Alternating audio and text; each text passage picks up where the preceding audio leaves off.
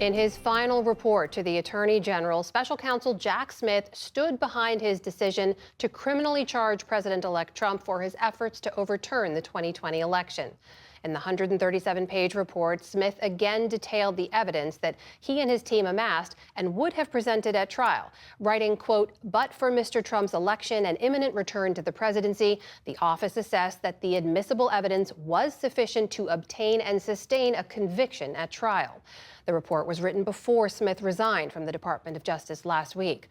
Our William Brangham has been following all the criminal investigations into the president-elect and joins us now. So, William, this is Jack Smith saying he's confident that he could have convicted Trump, but he was blocked by this long-standing DOJ policy that prohibits the prosecution of a sitting president. What else did he have to say in the report?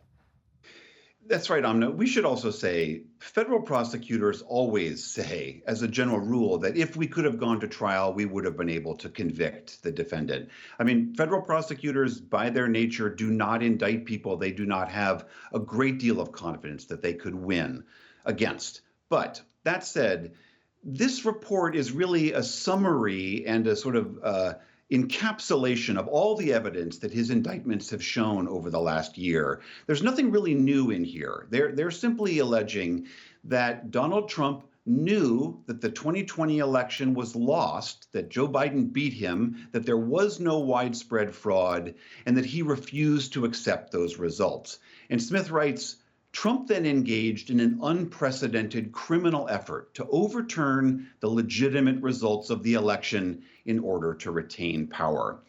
And this report, those many, many pages, detail all the ways that we have talked about over the past year that Trump allegedly unlawfully tried to stay in power. That was pressuring state and local elections officials. That was pressuring Department of Justice officials. That was creating this fake electors scheme, pressuring Mike Pence, culminating, of course, with what Smith alleges was Trump's campaign of lies of a stolen election is what drove that violent horde into the Capitol on January 6th, where 140 law enforcement officials were savagely beaten and attacked. And again, as you said, Jack Smith says all of that evidence, if I'd been able to present it in court, would have been persuasive. But because Trump won and the DOJ doesn't prosecute a sitting president, that case and all of that evidence got dropped. And William, Mr. Trump tried to block this report from coming out, from being released. Last night, he criticized that release. He called Jack Smith a lame brain prosecutor. And all along, Donald Trump has basically alleged this was a political Democratic effort led by President Biden to, in his words, weaponize the Justice Department against him. Did Jack Smith address any of that? Yes, he did. In fact, he reiterated this quite a bit in his report. Smith goes to great lengths to reject that allegation, writing, quote, "Nobody within the Department of Justice ever sought to interfere with or improperly influence my prosecutorial decision-making." Smith writes throughout that the decision in this case, in all of them, was his and his alone.